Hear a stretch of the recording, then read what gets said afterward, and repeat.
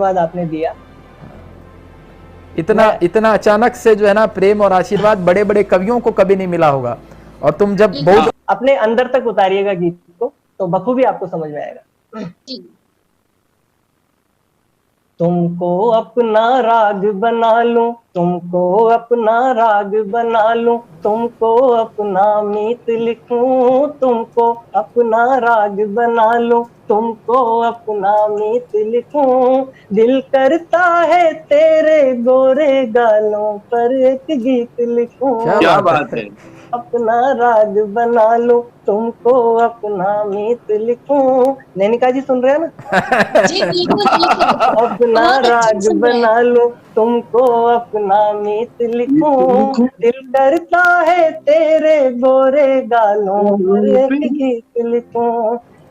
नीलम कंज कली सी अखियां सपने रंग बिरंगी है, नीलम कंज कली सी अखियां सपने रंग बिरंगी है। तुम यौवन की मल्लिका हो तो हम भी मस्त मलंगी हैं। क्या बात है। यौवन की मल्लिका हो तो हम भी मस्त मलंगी हैं। तेरी सांसों की सन को, तेरी सांसों की सन को मैं अपना संगीत लिखूं। दिल करता है तेरे गोरे गालों पर एक गीत लिखूं।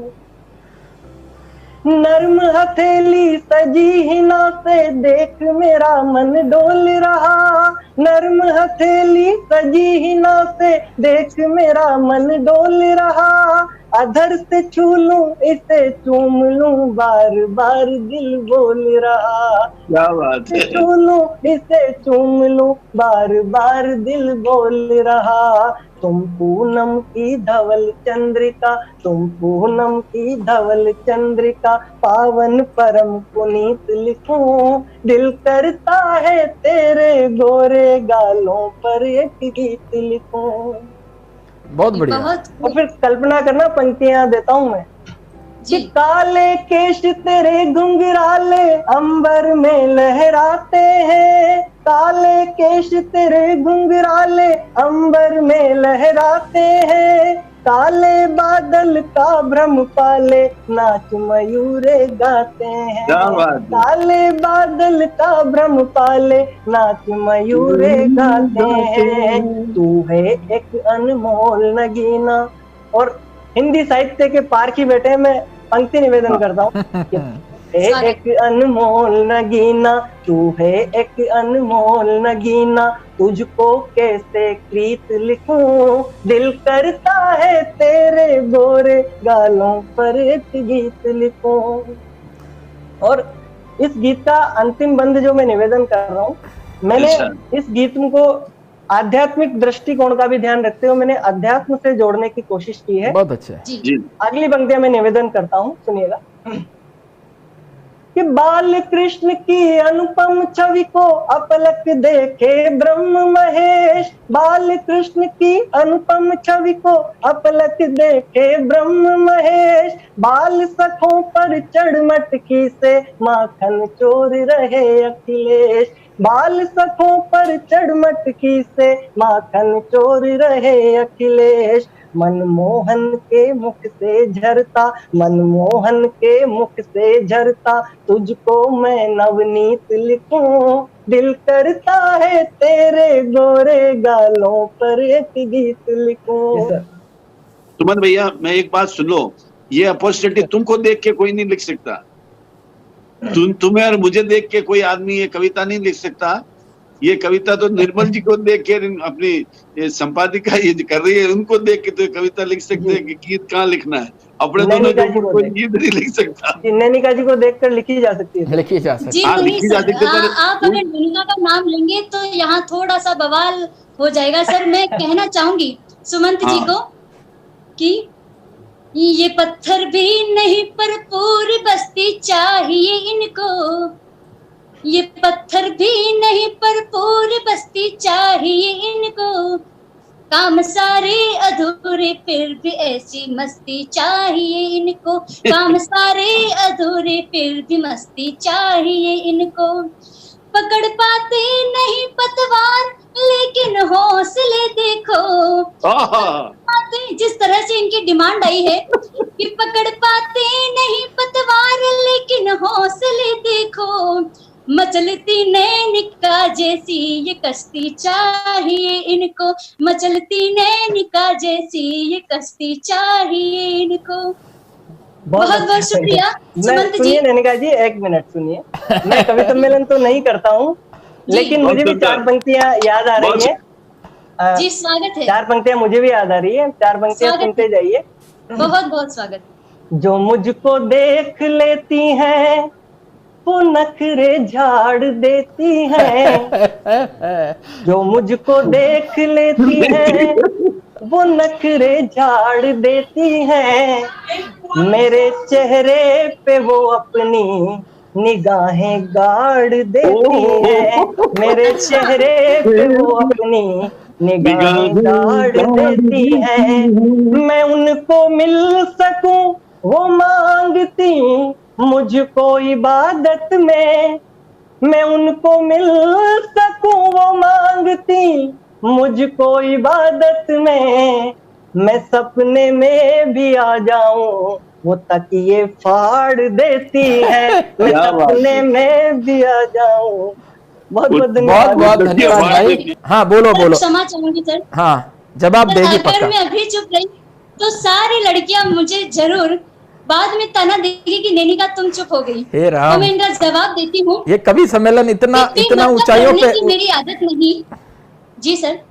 ये कवि सम्मेलन इतनी ऊंचाइयों पे जाएगा ये कल्पना ही नहीं थी। मतलब एकदम जो मंजावा कवि सम्मेलन जो होता है, क्या जज साहब क्या लगता है आपको? एकदम यो, और जो हल्की नोक झोंक और कवि और कवित्रियों की जो होती है, ये अपने आप में एक ऐतिहासिक कवि सम्मेलन है। मैं बताऊं यूट्यूब। तो मैं अपनी बात पर पुनः आती हूँ और सुमंत जी आपको आपकी बात का जवाब 4 पंक्तियों में बहुत ही सीधे सीधे देती हूँ कि बेमतलब लड़ने की मेरी आदत नहीं है। जब आपने इबादत का कहा था तो उस पे पढ़ती हूँ कि बेमतलब लड़ने की मेरी आदत नहीं है, ना हो कबूल वो मेरी इबादत नहीं है। बेमतलब लड़ने की मेरी आदत नहीं है, ना हो कबूल ऐसी मेरी इबादत नहीं है। हर लड़की को देख के हो जाते लड़के पागल, हर लड़की को देख के हो जाते लड़के पागल, आखिर लड़कों की ये आदत जाती क्यों नहीं है, आखिर लड़कों की ये आदत जाती क्यों नहीं। सर जी अगर मैं कुछ बोलूंगा तो फिर आप मैडम कुछ बोलने के लिए कहेंगी तो जी सर, अब हमारा टाइम हो चुका है। तो मैं मेरी तरफ से अंत। हाँ आप जो है मेरी बात सुनो। सुमन जो है हमारे सामने जो है नारी शक्ति है। आप तुम कहो कि भाई मैंने हार मान ली है, ऐसा बोल दो एक बार। जी सर मैंने हार मान ली। तो चलिए चलते हैं हम हमारे अगले कवि की ओर, और अगले कवि के रूप में मैं बुलाती हूँ सुमंत जी भाटी को, जो चित्तौड़गढ़ में वरिष्ठ अध्यापक संस्कृत के रूप में कार्यरत हैं और देखते हैं जानते हैं कि किसको वो इतना भुलाना चाह रहे हैं पर भुला नहीं पा रहे। सुमंत जी भाटी स्वागत है। मुस्लिम कुरान मांगे, हिंदू भी राम मांगे, गुरु ग्रंथ सिख मांगे, ईसाई ईसा मांगता, प्यासा भी नीर मांगे, रांझा भी हीर मांगे, मातृभूमि वीर मांगे, कुर्बानी देश मांगता, बाग भी बहार मांगे, महफिल दिलदार मांगे, कुमुदिनी भी चांद मांगे, भ्रमर कली मांगता, और दौलत भी मांगे नहीं, शोहरत भी मांगे नहीं, दोनों हाथ जोड़ के सुमंत प्यार मांगता। क्या बात है, क्या बात है। हाथ जोड़ के सुमंत प्यार मांगता। और मैं अपने गीत की थोड़ी सी प्रस्तावना बताना चाहूंगा। मैंने ये गीत जितने भी भूतपूर्व प्रेमी और वर्तमान प्रेमी, मैंने सभी को इसमें सभी की भावनाओं का ख्याल रखने की कोशिश की है। और जी सभी जी अपने अपने प्रेम तक पहुंचने की कोशिश कि तुमको बहुत भुलाना चाहा, तुमको बहुत भुलाना चाहा, पर तुमको ना भूले हम, जिन झूलों में झूले हम, वो झूले ना भूले हम। शीतल झरनों की कल कल में, शीतल झरनों की कल कल में तेरा राग मिलाना, वो छूकर मेरे तन मन को तेरा कंपन कर जाना। वो कागज की किश्ती पर लिख कर, कागज की किश्ती पर लिख कर नाम तेरा तैराना, वो डूब गई किश्ती तो कजरी आंखों का भर आना। वो तेरे अश्क पोंछ कर हम तो तेरा हल्का करते मन, तुमको बहुत भुलाना चाहा पर तुमको ना भूले हम।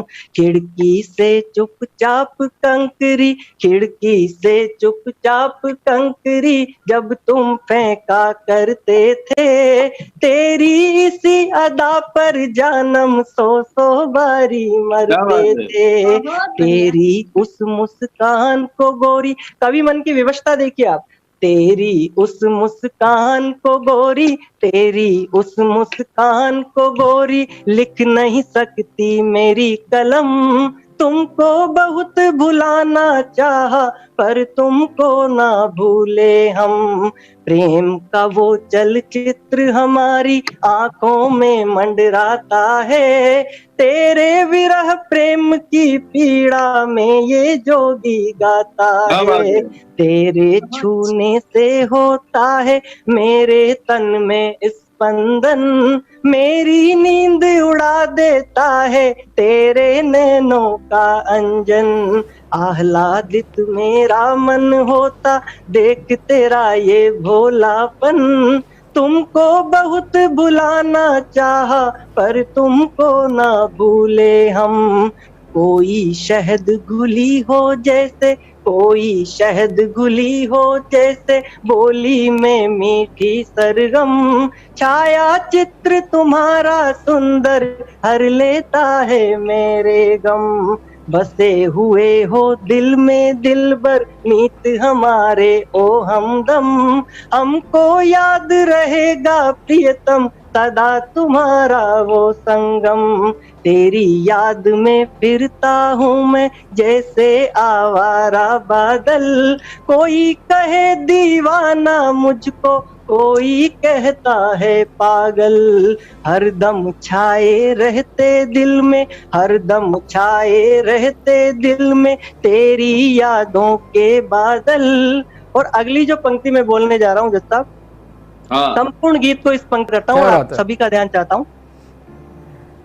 हरदम छाए रहते दिल में तेरी यादों के बादल, अब तक है संबंध हमारे जैसे पावन गंगा जल। अब तक है संबंध हमारे जैसे पावन गंगा जल, महक रहा है जीवन मेरा जैसे कोई चंदन वन, तुमको बहुत भुलाना चाहा पर तुमको ना भूले हम। खत में भेजे फूल तुम्हारे, खत में भेजे फूल तुम्हारे अब तक बंद किताबों में, इश्क पियाले पीकर आशिक डूबे मस्त शराबों में। तेरी पायल की रुनझुन ने, तेरी पायल की रुनझुन ने मेरे मन को चुरा लिया, मधुर चूड़ियों की खन खन ने मेरा मन बेचैन किया। मुझ पर सम्मोहन करता है, मुझ पर सम्मोहन करता है तेरा गदराया यौवन, तुमको बहुत भुलाना चाहा पर तुमको ना भूले हम। और अंतिम बंद इस गीत का मैं निवेदन करता हूँ। कहाँ समस्या आती है प्रेम में, कहाँ दिक्कत आती है, निवेदन करता हूँ, सुनिएगा। थोड़ी सी शीघ्रता कीजिएगा। कि मजहब और धर्मों की जंजीरों ने हमको बांध लिया, मजहब और धर्मों की जंजीरों ने हमको बांध लिया, प्रेम परिंदों को इस जग ने जब चाहा जब कैद किया, और प्रेम की पावनता को मजहब बेरी लील गया। अपने प्रेम ग्रंथ को कोई चलता जोगी कील गया। मेरे दिल में दफन हुआ है, मेरे दिल में दफन हुआ है तेरे बिछोहे का ये गम, किंतु आज निकल आया है गीतों में बनकर सरगम। क्या बात है, क्या बात किंतु है। आज निकल आया है गीतों में बनकर सरगम। कविता के ये चंद छंद मैं, कविता के ये चंद छंद मैं करता हूँ तुमको अर्पण। तुमको बहुत भुलाना चाहा पर तुमको ना भूले हम, जिन झूलों में झूले हम वो झूले ना भूले हम।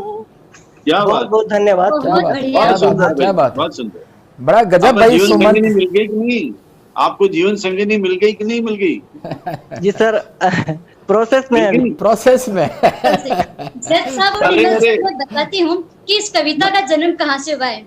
जी एक बार मैं खाने के बाहर से गुजर रहे थे तो वहाँ एक शराबी बैठा मिला इनको, वो रो रहा था। सुमंत जी ने उससे पूछा कि भाई तू रो क्यों रहा है? तो शराबी ने जवाब दिया, वहीं से इस कविता का जन्म हुआ। उसने जवाब दिया कि हे भगवान, मैं जिस बेवफा का नाम भूलना चाह रहा हूँ उसका नाम याद नहीं आ रहा है। उसी से इनकी इस कविता का जन्म हुआ है। नहीं, आपको एक बात बताता हूँ, इनके साथ तो प्रभु ने अन्याय किया है। अच्छा। वो 4 लाइनें हैं कि 16 से 25 पूरे 9 वर्ष तक, 16 से 25 पूरे 9 वर्ष तक जब सुमंत जी का तब चला, तब कहीं जाकर महाप्रभु का सांसें न ला। प्रभु प्रगटे और बोले भक्त वर मांग, प्रभु प्रगटे और बोले भक्त वर मांग। सुमन जी बोले वर नहीं वधू चाहिए। सुमन जी बोले वर नहीं वधू चाहिए, जिसकी हेमामालिनी सी कमर हो, राखी सी आंखें हो, शर्मिला सी शर्मिली हो, टीना सी चुलबुली हो कोई ऐसी अप्सरा तो दान करो प्रभु। प्रभु हंसे और बोले तुम भक्त हो बोले, प्रभु हंसे और बोले तुम भक्त हो बोले, होती कोई ऐसी अप्सरा तो क्या हम पृथ्वी पर भेज देते? उर्वशी हो चली है बूढ़ी, उर्वशी हो चली है बूढ़ी, उसी की जगह अपॉइंट कर दे। तो भगवान ने इनको, आपकी बात पर मैं 2 पंक्तियां कहकर अपना ये समाप्त करना चाहूंगा। दिल से गाया हो, बच्चे इतना तारीफ कर रहे हैं तुम्हारी। मतलब एक 70-80 साल के बुजुर्ग को जो है सत्संग में जो आनंद आता है ना, वैसे ही जो है सब ये जवान जो है आनंद ले रहे थे। ऐसा लग रहा था कि कोई कोर्स की बात तो तुम ही बता रहे हो आज एकदम। बहुत निर्मल जी ने मेरे पे फायर किया है, मैं 64 का हूँ ना, मुझे पुरानी याद आ गई। चलिए सुमन जी। जी सर, मैं 2 पंक्तियां कहना चाहूंगा केवल। हाँ, 2 ही कह के अब समाप्त करना, आगे और कई पार्टिसिपेंट हैं। नैनिका जी बोल रही थी कि इन्होंने शराबी को देखा और वहां से इस कविता का जन्म हुआ, गीत का। तो मैं इतना ही कहना कि एक रात मैंने अपने सारे गम दीवारों पर लिख डाले, एक रात मैंने अपने सारे गम दीवारों पर लिख डाले, फिर क्या था मैं सोता रहा और दीवारें रोती रही। क्या बात है, क्या बात है, क्या बात है भाई, क्या बात है सुमन भैया। बिल्कुल बिल्कुल, आप जैसे लोग सुन रहे हैं तो फिर अब आपसे आज अखिल भारतीय कवि हो गए, श्रृंगार रस के अखिल भारतीय कवि के रूप में आपकी स्थापना की जाती है। नैनिका जी अगले पार्टिसिपेंट की ओर हमें ले चलिए। बहुत बहुत बधाई सुमंत जी भाटी। और अगले प्रतिभागी के रूप में मैं बुलाना चाहूंगी